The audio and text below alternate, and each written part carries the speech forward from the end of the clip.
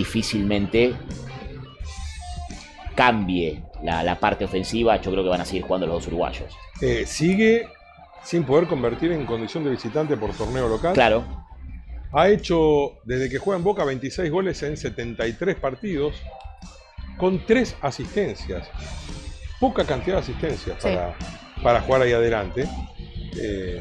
El promedio de gol es de 0.36 desde que llegó a Boca, pero este año es de 0.17. Y es bajo el aporte para lo que se esperaba y se sigue esperando del uruguayo, sobre todo el entrenador. Y ahí en su fastidio, cuando sale, a los hinchas que le gritaban algo desde la platea, hace como un ademán como que les tiró tierra, ¿no? Eran hinchas de Independiente de Rivadavia, ¿no? Claramente no eran hinchas de Boca los que estaban ahí. Claramente, sí. Veremos cómo toma Russo ese gesto, ¿no? Ese fastidio de Cavani en el cambio, porque el que ingresa es un compañero, ¿no? Para reemplazarlo. No creo que no suele mucho. Cavani poner cara de pocos amigos. Volvió a jugar al partido siguiente Merentiel. Así que no creo que pase a mayores que le pregunte a Úbeda. Pero puso peor cara a Cavani que Merentiel cuando salió. O sea, Merentiel se fue corriendo al... Salió a jugar el segundo tiempo cuando era cambio. Pero no importa. ¿Pero qué importa la cara? ¿Más no, cara? Importa. Peor la cara que eso. Bueno, eso puede haber sido un malentendido, qué sé yo. Ahora, cuando le confirmaron a Merentiel que salía, se fue corriendo al vestuario. Cavani expuso su disconformismo a la hora del cambio con su gesto y además cruzando alguna palabra ahí con Claudio Úbeda cuando se retiraba de la cancha. El tema es cuánto tiempo más lo sostiene en la titularidad con estos números tan bajos. Para mí va a seguir. Poca precisión. Mientras esté sano, juega. Para mí va a seguir jugando, sí, coincido. Mientras esté sano, va a jugar. Mirá, así como Russo después de 8 partidos no había ganado desde que asumió y sin embargo siguió hasta que un día ganó, Russo debe estar pensando lo mismo. Lo voy a seguir poniendo hasta que empiece a hacer goles. Porque es delantero y porque siempre chances va a tener y un día va a dejar de errarle a la pelota o al arco y va a empezar a tener la presión que tuvo gran parte de su carrera. Totalmente. Que sería lógico que un día recupere todo aquello, porque lo mostró durante mucho tiempo, muchos años. Nadie se olvida de jugar. Alguien puede decir, el otro día Ceci Rufa me decía en la radio, la presbicia no te avisa, viene un día y no ves más. De un día para otro. Dice, quizás lo que necesita es ajustar algo en su vista y que no se da cuenta porque no fue progresivo, fue de un día para otro. Porque como le erra la pelota, perfectamente puede ser que de noche enfoca menos que antes. Lo que pasa es que en el partido del fin de semana, él le erra la pelota, pero en otros partidos no le erra la pelota, le erra el arco. Y ahí yo no sé si tiene que ver con la vista. Tiene que ver con una cuestión de ajustar un remate y de la poca precisión que él está teniendo en los últimos largos partidos en Boca. A ver, Ezequiel no corre riesgo, ¿no? La presencia de Cavani el domingo ante Banfield. No, yo creo que puede cambiar algunas cuestiones del 11, pero no empezaría por Cavani, porque Russo considera puertas adentro que él está pasando una mala racha, que esto responde a algo pura y exclusivamente psicológico y de confianza, y que es una racha que en algún momento se va a romper, y por eso le da oportunidades y lo vuelve a poner.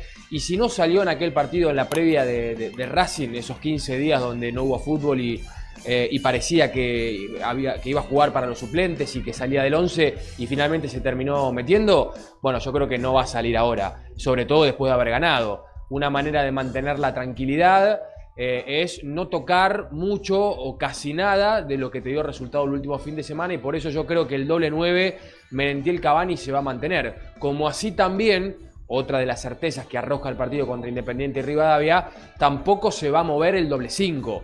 Paredes, Bataglia y Merentiel Cavani a esta altura de la semana, a falta de 4 días por delante, le diría que el próximo domingo contra Banfield juegan seguro. Y yo sigo con las duplas.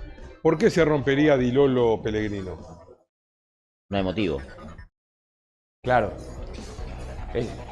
No hay motivos futbolísticos. Si hay algún motivo, respondería a que Russo pondría por delante los apellidos que los momentos. Cuando digo los apellidos, Costa, Figal son los titulares, están recuperados, ya vienen concentrando, vienen trabajando con normalidad, pero no habría motivos futbolísticos por los cuales Pellegrino y Di Lolo salgan del 11. Por lo cual, yo creo que hoy será toda una decisión que Miguel Ángel Russo tendrá que tomar, sobre todo en la práctica del jueves por la tarde, cuando lo haga a puertas cerradas en la Bombonera, pero no veo mucho cambio en el equipo pensando en Banfield. Sí pongo un interrogante en ver qué es lo que pasa con Carlos Palacios, que tal vez fue uno de los puntos más flojos o intermitentes, porque tampoco fue malo el partido de Palacios, y Velasco cuando entró lo hizo bien.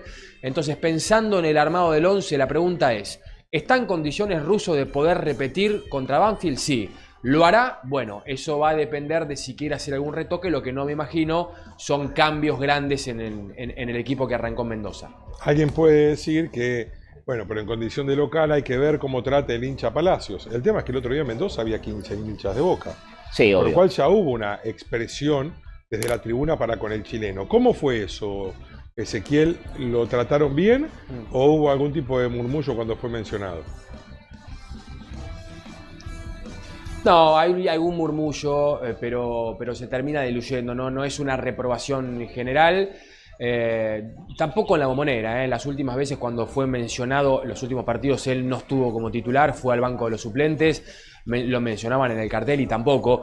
Yo no creo que haya hoy grandes jugadores reprobados, digo, pensando en lo que puede llegar a pasar el domingo. En la previa no imagino en el cartel un nombre de un jugador silbado, reprobado, sobre todo después de haber conseguido una victoria.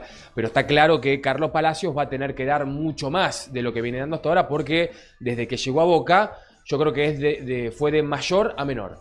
El primer Palacios en los primeros partidos mostró algunas cositas interesantes. Parecía que era un jugador que te podía generar algo diferente. Bueno, con el tiempo eso se fue perdiendo hasta tal punto de terminar perdiendo el lugar. Russo le dio una nueva oportunidad. Bueno, veremos si en la semana se la gana otra vez y aparece como titular el próximo domingo, pero a esta altura de la semana yo creo que es uno de los lugares, una de las posiciones donde Russo evalúa si sostiene o si puede hacer alguna modificación. Poco deja tan expuesto. Por- Muestra su calentura, es no me que- parece gravísimo. Es que ahí voy con lo otro, por eso ok. digo que tengo esa discusión. Muy bien, Por otro lado, saluda con afecto a quien va a entrar. sí.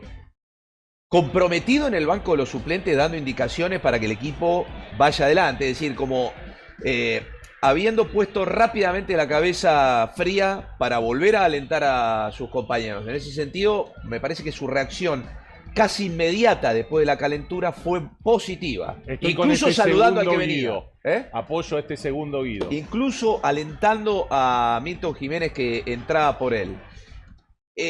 Obviamente, salió temprano del partido. Sí. Salió temprano. Hizo del poco para quedarse.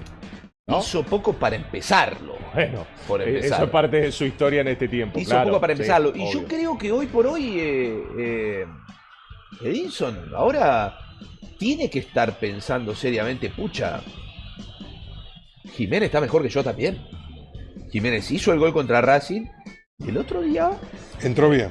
fue más influyente que él en un partido que ya estaba roto a favor de Boca. Pero bueno, Jiménez peleó pelotas, recibió falta, jugó bien de espalda al arco. Tuvo una chance de gol que no pudo, anticipó de cabeza, creo que había dejado de lado a Petroli y después no pudo definir con zurda, se le fue afuera. Condujo en el gol de Velasco, es decir, Jiménez tuvo participación influyente en el partido y prolífica para Boca. No así Cavani, que lo que recordamos de Edinson en el partido es otra vez haber perdido un gol insólito. Entonces, yo entiendo la calentura en ese sentido de Cavani, como diciendo, pucha, me sacan a los 65 cuando estoy tratando de recuperar, de encontrar el gol. Porque cómo pasa por... obviamente pasa absolutamente por alto ese gol que hizo contra Atlético Tucumán. Es un gol que no existió. No, porque fue No decorativo. existió, no y existió ni ni siquiera, para, no ni existió siquiera ni llega- para él, ni para cambiar su imagen, porque además ni para Boca. no solo no cambió el resultado y el desenlace, no cambió su nivel de actuación, porque ni siquiera llega de la primera definición, sino del rebote. Llega la al rebote. primera definición. Y él ya había perdido un gol muy claro en un centro de atrás en ese partido, que le pega de primera y la pelota se va afuera. Por eso, yo todo este previo a salir, en donde él muestra su fastidio y donde la cámara lo sigue al lado, él ve que la cámara está al lado y le dice algo a Úbeda, y Úbeda supo controlarse, y después él, ahí, a partir de que supera a Úbeda, empieza a comportarse bien como líder. No es que empieza, no es que le pegue un trompazo al banco de los suplentes, como que el otro día, por ejemplo, lo hizo Taborda. Taborda de Sacano pegó un trompazo al banco de los suplentes, que además de tu propia cancha, de no romper tu propia cancha. Pero bueno, a partir de esto yo no sé si va a jugar Cavani el próximo domingo. 18:30. Sí, ¿cómo no va a jugar? Juega. Juega Banfield, juega Cavani. Juega Cavani. Cavani, Merentiel. Bueno, pregúntale a Ezequiel si no me querés a mí. Bueno, Ezequiel, acá ya dan por hecho de que juega Cavani, así que pensá en los otros 10. Mirá, claro, yo voy en la línea de Gastón, ¿eh? Yo creo que si tenemos que empezar a armar el equipo para el domingo, arrancamos por Cavani, después si querés le ponemos a Merentiel, después le ponemos a Paredes y a Bataglia, ponemos a Marchesín en el arco, podemos sumar a Aguirre, podemos sumar a los laterales, y la única interrogante yo hoy la tengo en Carlos Palacios y en la saga central. Pero volviendo al tema Cavani, claramente el gesto no gustó, porque sabe que cualquier cosa en Boca tiene una repercusión desmedida y está todo sobreanalizado. Por supuesto, la lectura del cuerpo técnico es que estas cuestiones y estos enojos son puertas adentro, pero lo entienden como algo lógico también de un jugador que está contrariado, que de los últimos 11 partidos solamente pudo convertir en uno, que no convierte hace 3 encuentros de manera consecutiva, que está lejos de los 20 goles que convirtió en el 2024, que solamente este año tiene 3, y él ve en los partidos la oportunidad de quebrar esta racha. Claro, cuando lo sacan se enoja. Por eso desde el razonamiento del cuerpo técnico dicen esto es algo totalmente lógico. Pero como ustedes bien describían, después quien estuvo muy cerca de él en el banco de los suplentes, en el vestuario, dicen que la calentura terminó ahí.